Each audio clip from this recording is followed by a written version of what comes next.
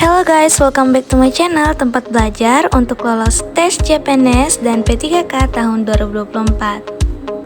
Pada video kali ini kita akan membahas soal TIU mengenai silogisme, yang tentunya merupakan soal langganan yang muncul pada saat tes CPNS.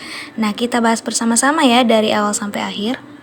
Soal yang pertama, jika tidak melukis, Dini menulis. Jika tidak menulis, Sinta menonton film. Pernyataan yang sesuai dengan pernyataan di atas adalah opsi A, Dini tidak suka menonton film. Opsi B, Sinta menonton film setelah melukis. Opsi C, Dini menulis setelah melukis. Opsi D, Sinta tidak bisa melukis. Dan opsi E, tidak dapat ditarik kesimpulan. Jadi jawaban yang paling tepat adalah opsi E, tidak dapat ditarik kesimpulan. Nah, teman-teman, kenapa jawabannya opsi E? Lihat kembali pada soal. Jika tidak melukis, Dini menulis. Jika tidak menulis, Sinta menonton film. Jadi, kedua pernyataan ini merupakan pernyataan negasi. Jadi, tidak dapat ditarik kesimpulan ya, teman-teman. Seperti kita ketahui, penarikan kesimpulan itu ada berbagai modus. Ada modus tollens, silogisme, dan modus ponens. Jadi, untuk pernyataan seperti ini, kedua-duanya negasi, pasti tidak akan dapat ditarik kesimpulan. Seperti itu ya, teman-teman. Selanjutnya kita masuk ke soal yang kedua. Semua seniman kreatif, sementara ilmuwan tidak kreatif. Opsi A, sementara ilmuwan bukan seniman. Opsi B, tidak ada seniman yang ilmuwan. Opsi C, sementara individu yang kreatif bukan ilmuwan. Opsi D, sementara ilmuwan kreatif. Dan opsi E, sementara ilmuwan tidak kreatif. Jawaban yang paling tepat untuk soal ini adalah opsi D, sementara ilmuwan kreatif. Kita bahas secara bersama-sama. Untuk premis utama, semua seniman kreatif. Sedangkan premis kedua, sementara ilmuwan tidak kreatif. Jadi kesimpulan yang paling tepat, sementara ilmuwan kreatif. Jadi jika teman-teman jumpa soal seperti ini, di premis pertama ada kata semua dan premis kedua ada kata sebagian, pasti kesimpulannya adalah sebagian. Namun lihat lagi ya, di sini berbicara tentang seniman yang kreatif sementara ilmuwannya tidak kreatif. Berarti sebagian dari ilmuwan itu adalah kreatif. Makanya jawabannya sementara ilmuwan kreatif.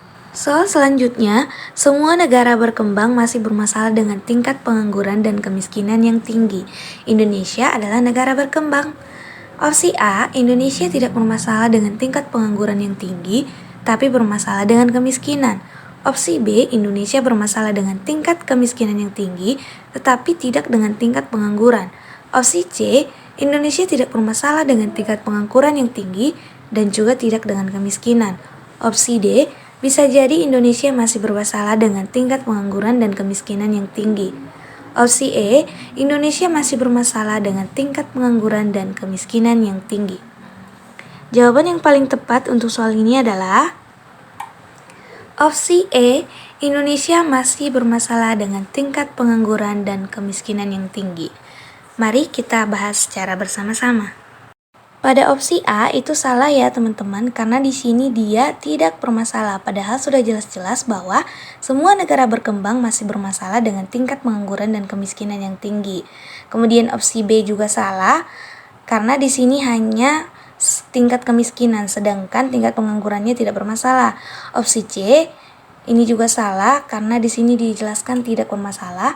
Dan opsi D, bisa jadi Indonesia ini kemungkinan masih terjadi, sedangkan sudah pasti bahwa Indonesia masih bermasalah dengan tingkat pengangguran dan kemiskinan yang tinggi. Jadi opsi yang paling tepat adalah opsi E.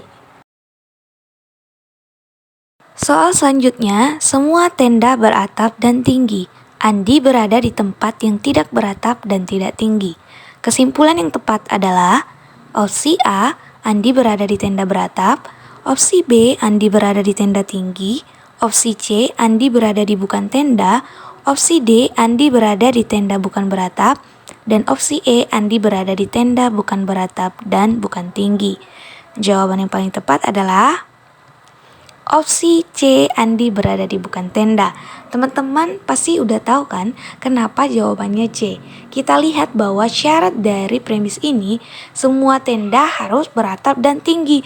Sedangkan si Andi berada di tempat yang tidak beratap dan tidak tinggi. Jadi dapat disimpulkan bahwa si Andi berada di bukan tenda. Seperti itu ya teman-teman penarikan kesimpulan pada soal ini. Jika kita temui soal dengan dua syarat seperti ini, maka jika salah satu syarat saja tidak dipenuhi, sudah jelas bahwa jawabannya adalah negasinya. Seperti itu ya teman-teman. Seperti tadi bahwa tempat itu bukanlah tenda karena tidak dipenuhinya syarat beratap dan tinggi. Kita masuk ke soal selanjutnya. Jalanan licin. Jika hujan turun, maka jalanan licin. Kesimpulan yang tepat dari pernyataan di atas adalah opsi A, jalanan licin. B, hujan turun. C, hujan tidak turun. D, jalan licin dan hujan turun. Dan opsi E, jalanan tidak licin. Kita jawab secara bersama-sama. Kita lihat pada soal ini merupakan jenis menarikan kesimpulan menggunakan modus ponen. Kita lihat pada premis utama jalanan licin, ini merupakan P. Jika hujan turun maka jalanan licin. Jika P maka Q. Nah, kesimpulan yang paling tepat adalah Q, yaitu hujan turun. Gampang sekali ya teman-teman untuk model penarikan kesimpulan menggunakan modus ponen. Jadi kalau sudah ada soal seperti ini, kita ingat saja jika ada premis utama P, premis kedua jika P maka Q, maka kesimpulannya adalah Q, hujan turun. Seperti itu ya. Nah teman-teman, sekian dulu pembelajaran kita pada hari ini mengenai penarikan kesimpulan. Tadi sudah dijelaskan berbagai modus tolen, modus monen, dan silogisme. Jangan lupa untuk like, komen, dan subscribe untuk terus dukung channel ini dan memberikan soal-soal update terbaru sesuai FR CPNS tahun 2024. Terima kasih.